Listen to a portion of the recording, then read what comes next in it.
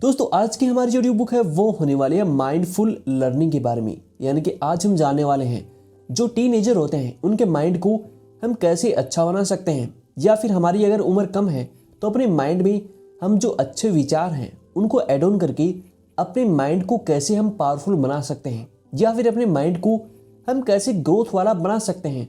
अपने माइंड को कौन सी ऐसी चीज़ें हैं जिनसे कि हम अच्छा कर सकते हैं, या फिर अपने ब्रेन को काफ़ी बढ़िया तरीके से किसी भी काम में हम लगा सकते हैं।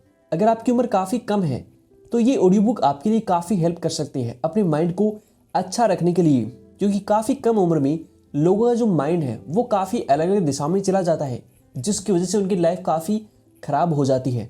इसलिए इस ऑडियो बुक के थ्रू अपने माइंड को आप काफ़ी अच्छा कर सकते हैं। अगर आपकी उम्र काफ़ी कम है तो अपने माइंड को काफ़ी बढ़िया तरीके से आप काफ़ी अच्छा माइंड डेवलप कर सकते हैं।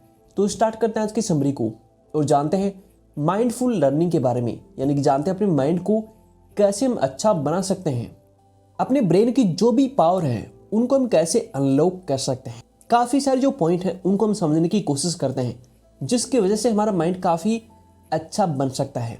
सबसे पहला है माइंडफुल प्रैक्टिस सीखने के लिए जो भी टीनेजर के लोग होते हैं अपनी भावनाओं को कंट्रोल करने और अपने जो भी कार्य हैं उनको संतुलित करने, विकसित करने और अधिक जो चीज़ है उनके ऊपर अपना ध्यान दृष्टिकोण करने में काफ़ी उनको मदद मिलती है। यानी कि ये जो बुक है उसके थ्रू आपका जो माइंडफुल है उसको काफ़ी जो चीज़ें हैं उनके बारे में सिखाने के लिए आपको हेल्प करता है। आपकी जो माइंडफुल प्रैक्टिस है उसको सिखाने के लिए आपकी अपनी जो भी भावनाएं हैं उनको आप कंट्रोल कर सकते हैं। हमारे जो भी विचार हैं उनको हम कैसे कंट्रोल कर सकते हैं। हमारे माइंड में काफ़ी खराब विचार चलते रहते हैं, जिसकी वजह से ही हमारा माइंड अच्छे से जो वर्क है उसमें नहीं लग पाता है, और उसी की वजह से ही हमारी लाइफ काफ़ी खराब हो जाती है। तो अपने माइंड में जो भी खराब चीज़ें हैं, जो खराब विचार हैं, जो खराब भावनाएं हैं, उनको हम कैसे कंट्रोल कर सकते हैं, या फिर हमारे जो भी कार्य हैं उनको हम कैसे अच्छा कर सकते हैं। अपना पूरा माइंड अपने वर्क में हम कैसे लगा सकते हैं, जिसकी वजह से हमारा जो भी वर्क है वो काफ़ी बैलेंस तरीके से काम करता रहेगा। हमारी जो फोकस शक्ति है वो काफ़ी अच्छी हो जाएगी। अपने काम के प्रति हमारा जो दृष्टिकोण है उसको बढ़ाने में, हमारी जो चीज़ें हैं उसको बढ़ाने में हमारा माइंड काफ़ी अच्छा होता है। माइंडफुलनेस जो प्रैक्टिस होती है उसके थ्रू अपने माइंड को आप किसी भी एक चीज़ के ऊपर अपने माइंड को फोकस करा सकते हैं, जिसके बाद आपका जो माइंड है उसका विकास काफ़ी तेज़ी से होने लगता है और आपका जो माइंड है काफ़ी अच्छा डेवलप होना स्टार्ट हो जाता है। जो खराब चीज़ें हैं उनके प्रति आपका माइंड काफ़ी दूर रहता है, और जो अच्छी चीज़ें हैं उनके प्रति आपका माइंड काफ़ी अच्छा होता है। इसलिए हमेशा जो माइंडफुल प्रैक्टिस होती हैं उनको ट्राई जरूर करें। आगे हम जानेंगे जो माइंडफुल ट्रिक्स हैं उनके बारे में। चुनौतियों के माध्यम से जो टीनेजर हैं उनका समर्थन करना और उनकी जो उपलब्धि होती हैं उनका जश्न मनाना व्यक्तिगत विकास और लचीलेपन को बढ़ावा देता है।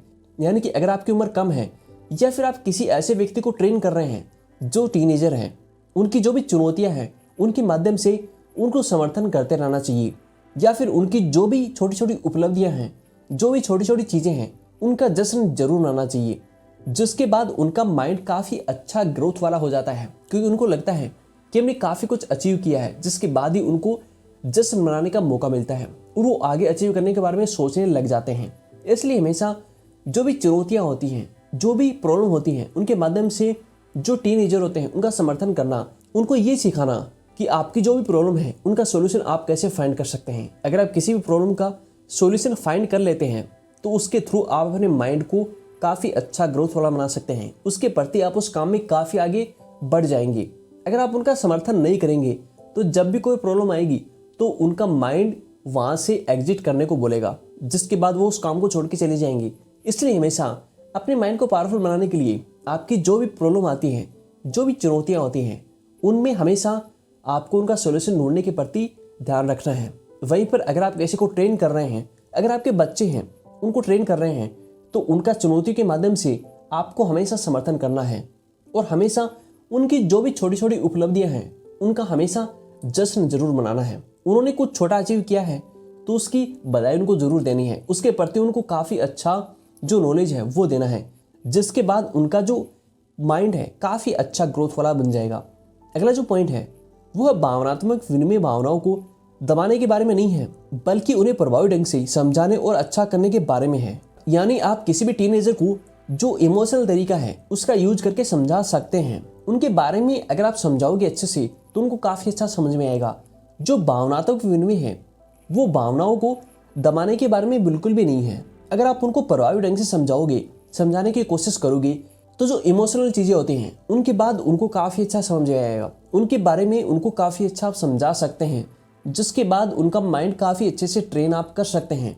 अगर काफ़ी जो लोग होते हैं काफ़ी इमोशनल चीज़ें फॉलो करते हैं, वो किसी भी चीज़ से काफ़ी जल्दी अटैच हो जाते हैं, जिसके बाद उस चीज़ के प्रति उनकी जो भावनाएं हैं काफ़ी प्रभावी ढंग से काम करते हैं। ऐसे व्यक्तियों को आप उनके स्टाइल में समझा सकते हैं, यानी कि आपको जो भावनाएं हैं वो रख करके अगर आप उनको समझाने की कोशिश करेंगे तो उनको काफ़ी जल्दी समझ में आएगा।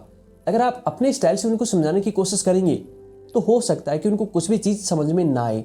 इसलिए हमेशा सामने वाले व्यक्ति के बारे में आपको जानना है कि उसको क्या पसंद है, उसकी जो भावनाएं हैं, उसका जो इमोशन है, उसका लेवल कितना है। उसके बाद ही उनका जो माइंड है उसको आप ट्रेन कर सकते हैं, या फिर उसका जो माइंड है उसको समझाने की कोशिश कर सकते हैं, उसको अच्छी रास्ते पर आप ला सकते हैं, या फिर अच्छे जो विचार हैं उसके माइंड में एड ऑन कर सकते हैं। अगर आप उसके स्टाइल से उसको समझाने की कोशिश करोगे तो अगर आप भावनाओं को नहीं समझोगे तो हो सकता है कि उसके माइंड में जो गलत चीज़ें हैं वो आना स्टार्ट हो जाएं।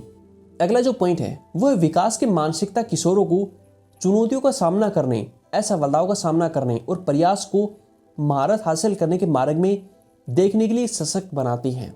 यानी कि जो ग्रोथ वाला माइंडसेट होता है वो जो टीनेजर होते हैं उनको चुनौतियों का सामना करने के लिए प्रेरित करता है। अगर आप उनके माइंड को ग्रोथ वाला बना देते हो, उनके माइंड में हमेशा ग्रोथ के विचार आते रहते हैं, तो हमेशा जो भी चुनौतियां होती हैं उनका सामना करने के लिए हमेशा तैयार रहेंगे। और जो भी असफलताएं होती हैं, फेलियर होते हैं, उनका सामना करने और जो प्रयास होते हैं उसमें महारत हासिल करने के लिए वो और प्रभावी ढंग से काम करने लग जाएंगे। इसलिए हमेशा जो भी टीनेजर होते हैं उनकी जो माइंड है उसको ग्रोथ वाला आपको बनाना है। हमेशा ऐसी चीज़ें उनके माइंड में डालनी है जिससे कि हमेशा उनको ग्रोथ होती रहे। ग्रोथ के बारे में उसको बताना है, या फिर अपने माइंड में ऐसी चीज़ों को एड ऑन करना है जो कि हमें ग्रोथ के बारे में सिखाने के लिए प्रेरित करें, जिसके बाद हम किसी भी चुनौतियों का सामना करने के लिए हमेशा तैयार रहेंगे। हमारे सामने जो भी प्रॉब्लम है उनका सॉल्यूशन हम काफ़ी जल्दी ढूंढ पाएंगे, और हम जो असफलताओं का सामना करने से डरते हैं वो हम काफ़ी जल्दी कर पाएंगे। या फिर हम हमेशा जो फेलियर होते हैं उनका सामना करने के लिए हमेशा प्रयास करते रहेंगे, जिसके बाद अपनी लाइफ को हम काफ़ी बार चेंज कर सकते हैं, या फिर अपने माइंड को काफ़ी हम अच्छा बना सकते हैं। अगला जो पॉइंट है वह असफलता कोई भी अंतिम पड़ाव नहीं होता है, बल्कि सफलता की ओर एक सीढ़ी होती है। इस परिचय को सिखाने और किशोरों के अपने लक्ष्य तक पहुंचने के लिए तरीके में बदलाव ला सकता है। यानी कि दोस्तों, जो असफलता होती है, जो फेलियर होता है, वो कोई भी अंतिम पड़ाव नहीं होता है। आपको जो टीनेजर है उनको सिखाना है कि अगर आप फेल हो जाते हो तो इसका मतलब ये नहीं है कि सब कुछ खत्म हो जाता है। काफ़ी लोगों को आपने देखा होगा, जब भी वो कोई काम स्टार्ट करते हैं उनमें थोड़ा सा फेलियर उनको मिलता है तो सब कुछ छोड़ देते हैं, या फिर ये सोचते हैं कि हमारे लिए कुछ भी नहीं बना है, हम इस काम में सफल नहीं बन सकते हैं। लेकिन आपको ये ध्यान रखना है कि जो असफलता होती है वो अंतिम पड़ाव नहीं होता है, बल्कि सफलता की ओर सबसे पहली जो सीढ़ी होती है वो असफलता होती है, वो फेलियर होता है। कोई भी काम कोई भी व्यक्ति स्टार्ट करता है तो उसमें फेलियर होना काफ़ी ज़रूरी होता है। अगर वो फेल नहीं होगा तो कैसे सीखेगा जो गलती है उनके बारे में। और कोई भी व्यक्ति ऐसा नहीं है कि सबसे पहले प्रयास में वो किसी भी काम में सक्सेसफुल हासिल कर ले या फिर सफलता को हासिल कर ले। आपको जो असफलता है उससे नहीं घबराना है, जो फेलियर है उससे नहीं घबराना है। अगर आप फेल होते हो या फिर असफलता आपके सामने आती है तो हमेशा उसको स्वीकार करने की जो शक्ति है वो आप में होनी चाहिए।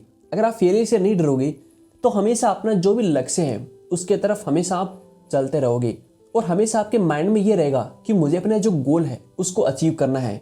जो फेलियर है उसका सॉल्यूशन ढूंढ करके मुझे फिर से प्रयास करना है, और अपना जो भी वर्क है, जो भी काम है, उसमें सफलता को अचीव करना है।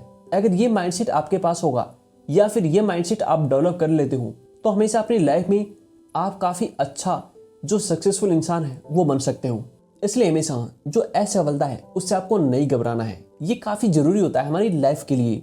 अगला जो पॉइंट है वह साथियों का प्रभाव काफ़ी शक्तिशाली होता है, और इसका उपयोग स्वस्थ व्यवहार को आगे बढ़ाने और जोखिम भरे व्यवहार को कम करने के लिए किया जा सकता है। यानी कि दोस्तों, हमारे जो दोस्त होते हैं, जो फ्रेंड होते हैं, उनका प्रभाव काफ़ी शक्तिशाली होता है, और इसका उपयोग हमारा जो व्यवहार है उसको आगे बढ़ने के लिए हम कर सकते हैं, या फिर हमारा जो जोखिम भरा व्यवहार है उसको कम करने के लिए हम कर सकते हैं। अगर हमारे साथ अच्छे जो लोग हैं वो होंगे तो हम किसी भी काम को अच्छा कर सकते हैं, किसी भी काम में सफलता पा सकते हैं। अगर हमारे साथ में काफ़ी बुरे लोग होंगे जिनका व्यवहार काफ़ी गलत होता है, तो जब भी हम किसी काम को स्टार्ट करने जाएंगे तो वो हमेशा यही बोलेंगे कि तुम इस काम को नहीं कर सकते, या फिर अगर इसमें असफलता मिलेगी तो तुम क्या करोगे। वो हमेशा आपको पीछे हमेशा धकेलते रहेंगे। ऐसे जो फ्रेंड होते हैं, ऐसे जो दोस्त होते हैं, उनका साथ आपको नहीं रखना है, बल्कि अपनी लाइफ में आपको ऐसे दोस्त बनाने हैं जो कि हमेशा आपको आगे बढ़ने के लिए प्रेरित करें। जब भी आप कोई काम स्टार्ट करने जाते हैं तो हमेशा वो आपको आगे बढ़ने के लिए प्रेरित करें। वो ये बोलें कि तुम इस काम को कर सकते हो, अगर तुम्हें इसमें असफलता मिलती है तो कोई बात नहीं, फिर से प्रयास जरूर करना। अगर ऐसे फ्रेंड आपकी लाइफ में होंगे तो उनका प्रभाव काफ़ी शक्तिशाली होता है। इससे आपका जो व्यवहार है वो काफ़ी अच्छा होगा, आपकी लाइफ काफ़ी अच्छी होगी, आपके चारों ओर का जो वातावरण है वो काफ़ी अच्छा होगा। इसलिए हमेशा ऐसे फ्रेंड बनाएं जो कि काफ़ी अच्छे हैं, जो आपको आगे बढ़ने के लिए प्रेरित करें, जिसके बाद उनका प्रभाव काफ़ी शक्तिशाली होता है। अगला जो पॉइंट है वो है माइंडफुलनेस में जो नेगेटिव चीज़ें हैं उनको स्वीकार करने और विचारों को अपने दिमाग पर हावी हुए बिना समझाना शामिल है। यानी कि दोस्तों, अगर ये सारी चीज़ें आप सीख लेते हो तो जो नेगेटिव चीज़ें हैं उनको स्वीकार करने की आपकी जो माइंड की शक्ति है वो काफ़ी अच्छी हो जाएगी। आपके जो विचार हैं आपके माइंड पर हावी नहीं होंगे और आप अच्छे से उनको समझा सकते हो, किसी और को भी और खुद भी आप समझ सकते हो। अगर आप माइंडफुलनेस जो ट्रिक्स है वो सीख लेते हो, अपने माइंड को आप लर्न करना सीख लेते हो, तो हमेशा जो नेगेटिव चीज़ें हैं उनसे आप बच सकते हो।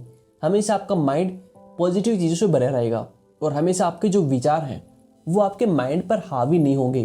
कई बार हमारे माइंड में काफ़ी गलत विचार आ जाते हैं जो कि हमारे दिमाग पर हावी हो जाते हैं और वही हमको किसी भी काम को नहीं करने देते हैं, या फिर किसी भी काम में हम असफलता अचीव कर लेते हैं उन्हीं की बदौलत। इसलिए हमेशा अपने माइंड में जो विचार हैं उनको अच्छा रखें। अगर आपके माइंड में अच्छे विचार होंगे तो आपका माइंड भी काफ़ी अच्छे से वर्क करेगा, जिसके बाद किसी भी काम में आप सफल बन सकते हैं। अपने माइंड को हमेशा अच्छा रखते रहें, भले लोग क्या बोल रहे हैं, आपको हमेशा अपना माइंड अच्छा रखना है, उसको अच्छे विचारों से भरना है। अगर गलत विचार आपके माइंड में होंगे तो उसकी वजह से आपके माइंड में काफ़ी नेगेटिव विचार भी होंगे। आपका माइंड हमेशा नेगेटिव चीज़ों की तरफ ज़्यादा खींचा चले जाएगा। इसलिए हमेशा अपने माइंड को पॉजिटिव रखें। किसी भी चीज़ में हमेशा जो पॉजिटिव पॉइंट है उसको आपको देखना है, ना कि नेगेटिव पॉइंट को। अगर आप इन चीज़ों को फॉलो करते हो तो अपने माइंड को आप काफ़ी अच्छा बना सकते हो। अगर आपकी उम्र काफ़ी कम है तो इन ट्रिक्स के थ्रू अपने माइंड को आप काफ़ी ग्रोथ वाला बना सकते हो।